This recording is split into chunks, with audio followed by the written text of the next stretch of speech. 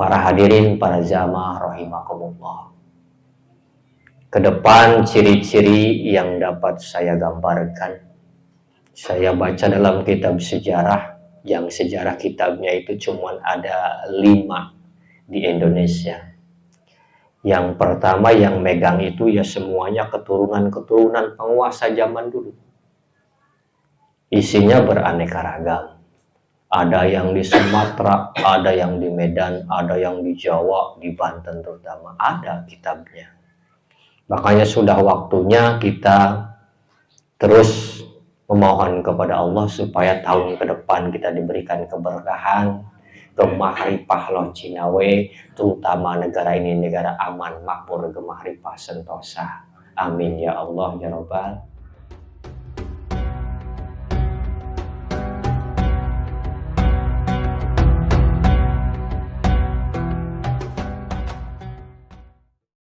Bismillahirrahmanirrahim. Assalamualaikum warahmatullahi wabarakatuh. Waalaikumsalam warahmatullahi wabarakatuh. Alhamdulillah. Alhamdulillahilladzi arsala bil huda wa dinil haqq. Asyhadu an la ilaha illallah wa asyhadu anna Muhammadan abduhu wa rasuluh. Allahumma shalli ala sayyidina Muhammad wa ala ali sayyidina Muhammad. Kama shallaita ala Ibrahim wa ala ali Ibrahim wa barik ala sayyidina Muhammad fil alamin innaka Hamidum Majid. Pertama, puja dan syukur selalu milik Allah Subhanahu wa taala. Salawat dan salam marilah kita aturkan pada junjungan kita, Nabi besar kita, Habib wa Nabiyana Muhammad sallallahu alaihi wasallam.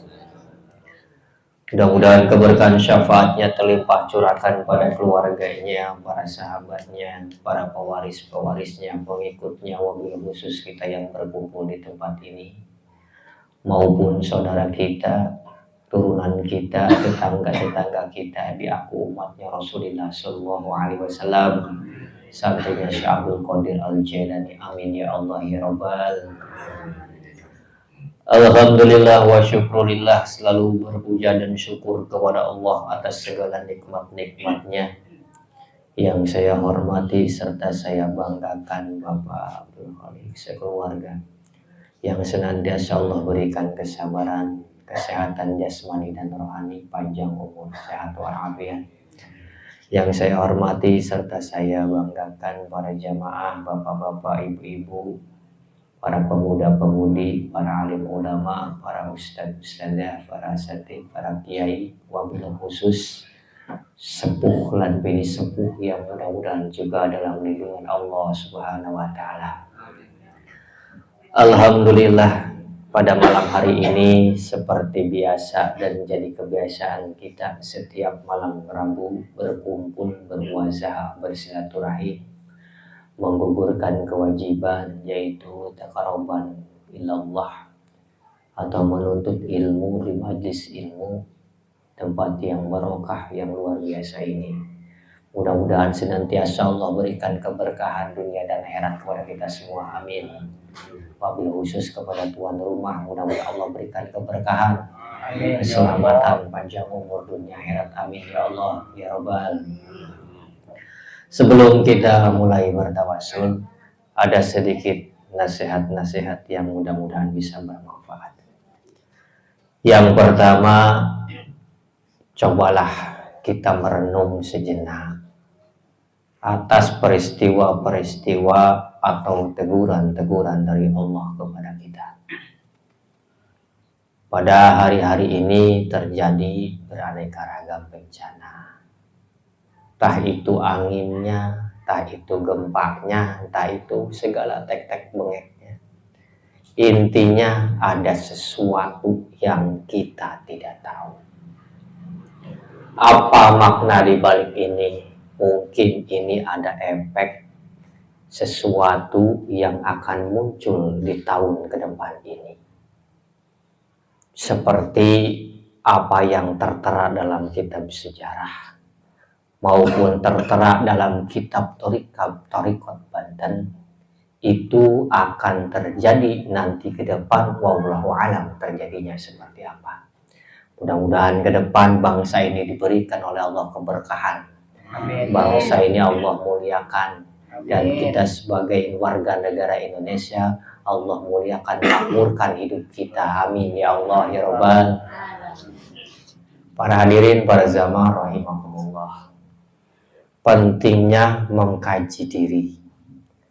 Mengkaji itu bukan hanya mengkaji Al-Quran, tetapi ayat-ayat Allah yang ada pada diri kita itu juga salah satu Al-Quran yang tidak tertulis. Apa yang sebenarnya terjadi pada diri kita tergantung amal perbuatan kita. Janganlah jadi orang-orang yang membohongi diri kita sendiri, terutama dengan saudara, dengan tetangga, dengan kenalan-kenalan kita. Apabila kita dipercaya, apabila kita dimandatkan, harus 100% mencari kebenaran dan mengikuti apa yang dimandatkan. Kadang-kadang selama ini kita merasa tidak takut kepada Allah. Banyak orang yang diperintahkan atau dimandatkan atau diamanahkan oleh saudara ataupun tetangga maupun siapapun itu orangnya yang mengamanahkan kepada kita, kita harus bertanggung jawab atas amanah itu. Adapun amanah sudah kita jalankan, hasilnya terserah Allah Subhanahu wa Ta'ala. Banyak dari kita yang mengaji setiap malam Rabu, tetapi hatinya tidak mengaji. Hatinya hanya didorong dengan keinginan dirinya pribadi. Hatinya didorong dengan keperluannya pribadi. Padahal ngaji itu mengkaji, artinya dilakoni, digelati apa yang menjadi salah dan pada diri kita ini, sehingga kita hidup terlunta-lunta. Para hadirin, para jamaah rahimakumullah, Allah memberikan ilmu syariat dan ilmu batiniah. Disebut ilmu batiniah itu ilmu hikmah. Bukan ilmu hikmah bisa nerawang orang, bukan ilmu hikmah bisa menghilang, tetapi hikmah di sini ilmu yang harus diterapkan pada diri kita masing-masing yang sudah Allah berikan dari zaman lahir sampai kita dewasa ini. Kalau ditarik lagi dalam ilmu agama disebutnya ilmu tauhid, ilmu marifat, ilmu hakikat, yang terutama ilmu hakul yakin. Makanya mengkaji diri ini terus, setiap hari perbaiki diri ini. Jangan yang susah-susah. Kewajiban kita sebagai makhluk yang diciptakan Allah di dunia ini tidak lepas daripada perintah Allah. Begitupun dengan sholat 5 waktu, itu adalah kewajiban yang tidak boleh ditinggalkan. Adapun lagi wajib, apa ngaji ini termasuk wajib, hukumnya fardu ain. Wajib hukumnya, tapi kadang-kadang disepelekan. Kadang-kadang orang malas, kadang-kadang tidak mau sama sekali untuk mengaji. Padahal suatu kewajiban apabila ditinggalkan mendapatkan dosa. Itu yang kadang-kadang kita tidak mengerti. Jadi ngaji ini dianggapnya sepele, tapi dosanya besar kalau tidak dilakoni. Nah, maka dari itu berikan hati kita ruang ketulusan, ruang yang disebut yang namanya lillahi ta'ala, tanpa mengharap apa-apa, hanya mengharap kasih sayang dan rahmat pertolongan Allah di dunia untuk menuju nanti di akhirat. Kalau ibadah dijadikan beban, itu akan tersiksa. Tersiksanya kalau tidak melakoni, itu kayak dua beban. Terpenjara oleh beban. Makanya ibadah itu jangan dijadikan beban, tapi kebiasaan. Kalau ibadah dijadikan kebiasaan, kita akan merasa nikmat hidup di dunia tanpa beban, tanpa berat-beratan. Para hadirin, para jamaah rahimakumullah. Kedepan ciri-ciri yang dapat saya gambarkan, saya baca dalam kitab sejarah, yang sejarah kitabnya itu cuma ada 5 di Indonesia. Yang pertama yang megang itu ya semuanya keturunan-keturunan penguasa zaman dulu. Isinya beraneka ragam. Ada yang di Sumatera, ada yang di Medan, ada yang di Jawa, di Banten terutama. Ada kitabnya. Makanya sudah waktunya kita terus memohon kepada Allah supaya tahun ke depan kita diberikan keberkahan, gemahripah loh Cinawe, terutama negara ini negara aman, makmur, gemahripah, sentosa. Amin ya Allah ya Rabbal. Adapun kita sudah berpesta politik kemarin, perbedaan-perbedaan jangan dijadikan suatu ukuran. Yang sudah-sudah, mari kita perbaiki silaturahim, memperbanyak, memperkuat keimanan kepada Allah Subhanahu wa Ta'ala. Intinya, saya mengajarkan dan mengajak kepada seluruh jemaah agar jangan suka ngaji orang lain, tapi mengkaji diri pribadi masing-masing. Karena belum tentu kita ini sudah benar. Belum tentu kita ini ibadahnya 100% diterima. Jadi jangan suka melihat orang, memponis orang, mengatakan orang itu musyrik, mengatakan itu murtad, mengatakan itu bid'ah, jangan. Tapi cari diri kita yang sesungguhnya. Apakah diri ini sudah sampai atau belum kepada Allah? Makanya yang terpenting buka hati, ruang hati kita untuk selalu lillahi ta'ala. Jangan pengen ganjaran, jangan pengen kebanyakan upah. Ya. Jadi kalau ibadah didasari dengan upah, akhirnya nanti merasa terbebani. Jadi jadikan ibadah itu kebiasaan kita. Seperti apa? Contoh, pagi bangun tidur harus mandi. Kalau tidak mandi tidak enak.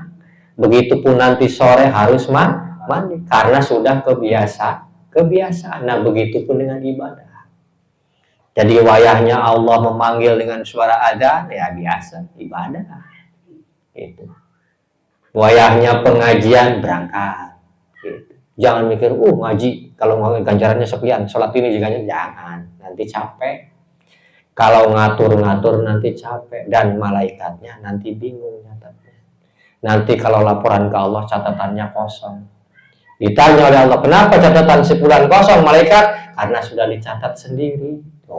Ya, jangan suka mengatur-ngatur Allah. Kita yang wajib diatur oleh Allah Subhanahu wa Ta'ala.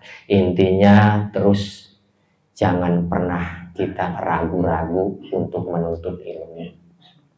Walaupun umur sudah tua, kita mau tua. Ngaji, milu ngaji udah tua, ngap, duduk nggak kuat lama-lama. Dikir napasnya jinggo lama, jinggo delak. Sudah, nggak apa-apa. Ngaji mah sudah tua, nggak jadi ukuran. Ya, mending saja ngaji sudah tua, barang narik la ilaha illallah, bulacak mati. Itu namanya muka siapa? Masuk langsung surga, nggak ditanya lagi malaikat. Intinya ngaji itu walaupun di negeri Cina kata-kata kejar, walaupun di Arab Saudi kejar, kita mah tinggal enaknya ngaji sekarang mah dimanapun ada pengajian tinggal maunya. Kita mau sekolah aman, mau makan di mana-mana aman, mau jalan kemana sudah aman. Nah dulu orang belajar ngaji, mau belajar ngaji kiainya jarang. Ada kiai satu-satunya ditembak Belanda. Tuh. Contoh Syekh Nawawi Al-Bantani. Beliau karena kabur ke Mekah itu bukan kabur. Karena aset satu-satunya untuk sejarah ke depannya beliau. Makanya Syekh Nawawi Al-Bantani lari ke Mekah itu menghindari penjajah Belanda. Karena namanya sudah tercantum di catatan Belanda. Kalau beliau tidak lari ke Mekah, mungkin tidak terkenal sekarang. Kita sebagai orang Banten, sebagai cucu-cucunya, penerus-penerusnya bahagia. Karena apa? Inilah salah satu contoh ulama yang begitu luar biasa, wali Allah Subhanahu wa Ta'ala. Yang diakui oleh seluruh dunia, terutama Indonesia. Dari mana? Dari Banten. Tuh bangga jadi orang Banten mah. Ya, jangan jadi orang Banten malu-maluin. Orang mana? Orang Banten. Ngaji Al-Fatihah baca orang bisa. Jadi orang Banten. Karena terkenal Banten itu. Makanya saya alhamdulillah Allah utus saya ditakdirkan tinggal di Banten. Padahal nggak mimpi, nggak ngelindur, nggak gundam-gundam macan. Diperintah berangkat ke Banten jalan kaki, bolak-balik Banten Cirebon ada kali 50 kali mah. Sampai bertahun-tahun keliling Banten, alhamdulillah duduk di Banten jadi banyak saudara, jadi banyak dulur, jadi banyak dulur. Alhamdulillah. Intinya saya mengajak sekali lagi kepada seluruh jamaah, tingkatkan keimanan. Jangan pernah tergoda oleh sesuatu yang tidak berfaedah. Yang kedua, terus usahakan syariat badan kita ini menghadap kepada Allah. Walaupun digesor-gesor, ngesot-ngesot, walaupun sambil merangkak, terus usahakan untuk menghadap Allah Subhanahu wa Ta'ala. Mungkin itu saja yang dapat saya sampaikan. Mudah-mudahan bisa bermanfaat. Marilah kita berselawat kepada Nabiullah Muhammad SAW. Mudah-mudahan dengan berselawat kita diaku umatnya Rasulullah. Santrinya Syekh Abdul Qadir Al-Jailani. Amin ya Allah ya Rabbal